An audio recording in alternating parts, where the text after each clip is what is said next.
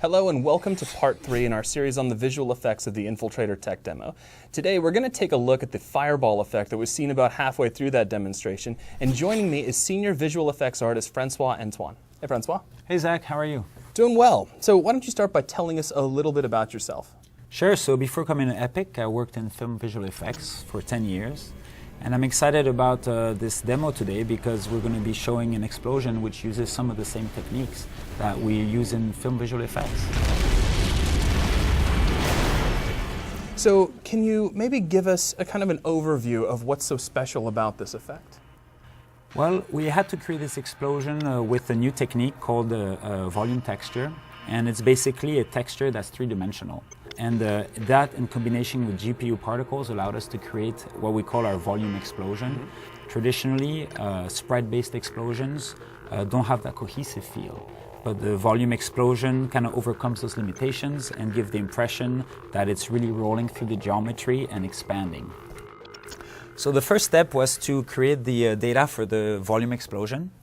And for that, I went into 3D Studio Max and used the FumeFX plugin to generate a 3D fluid simulation. And you can see that here we imported the geometry from Unreal Engine and using FBX. It actually saves the placement of all the geometry and also allows you to import camera with the camera angle and the different lens settings. Which I imagine would be useful here, where you kind of need to wrap a fluid simulation around that. Yeah, absolutely. Actually, having the camera allows you to really customize and animate to the camera, which can be a big time saver, so you don't waste time animating things that won't be seen on the camera.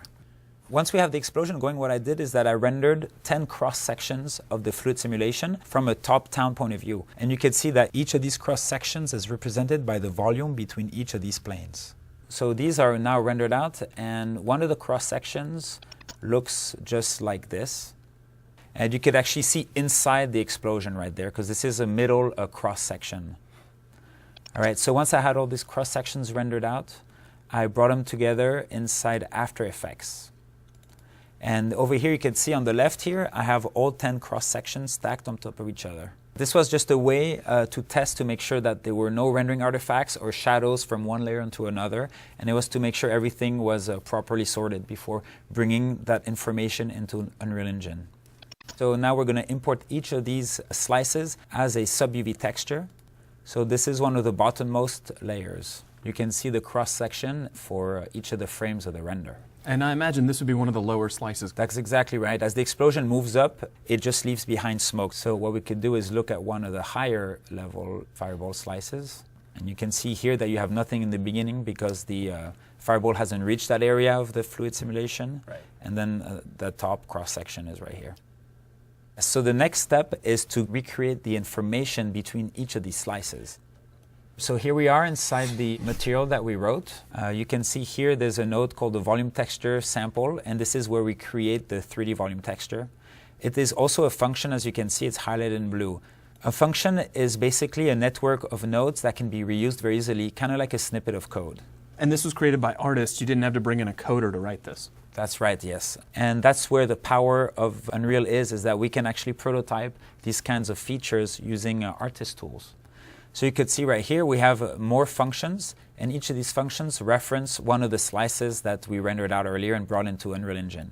You also see there's also extra parameters here that artists can set, which is like the XY size of the volume and the slicing between the space between each slices. So a little bit of further customization if you need it later. Yes, and because these are parameters, then they will be exposed to the material instance, which we'll plug in later for the explosion. Very nice. Okay, so you've got your material at this point. What's the next step? So the next step is to actually be able to display that volume texture.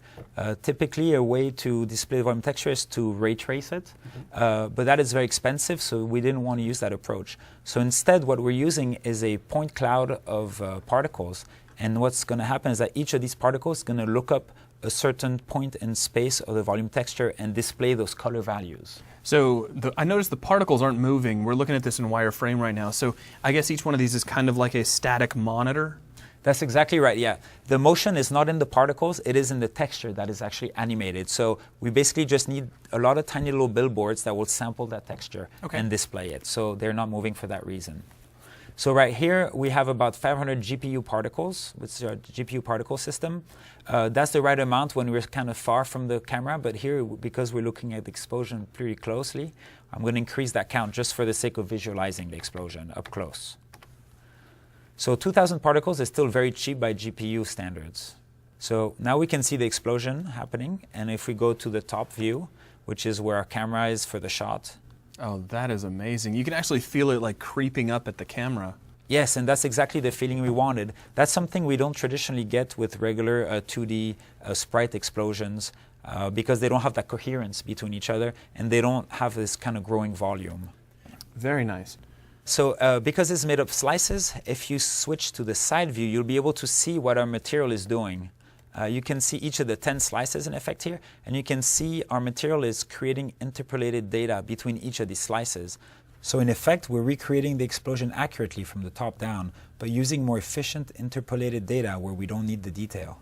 Right, so it's not going to be perfect from all angles, but you've still got a wide range of visible areas and a lot of motion and depth in the overall effect. Exactly. If we needed to see this explosion from the side, we probably would have increased the quality, the number of slices, or used a different technique altogether.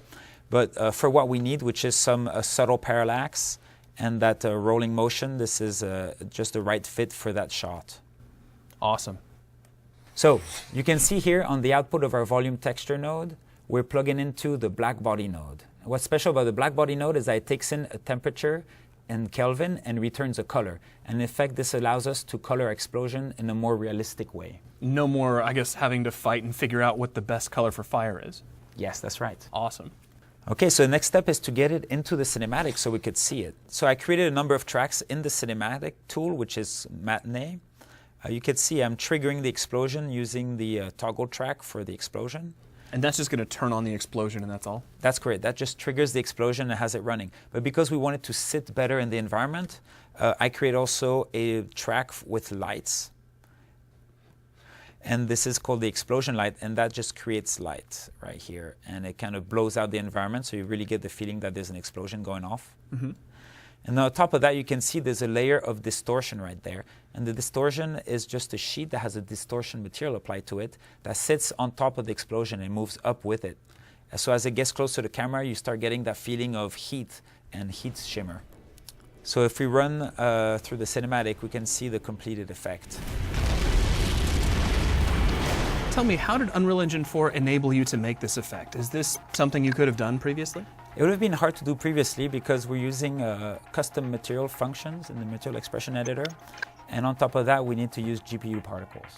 Well, Francois, thank you very much for your time, and thank you for joining us. We will catch you on the next Inside Unreal.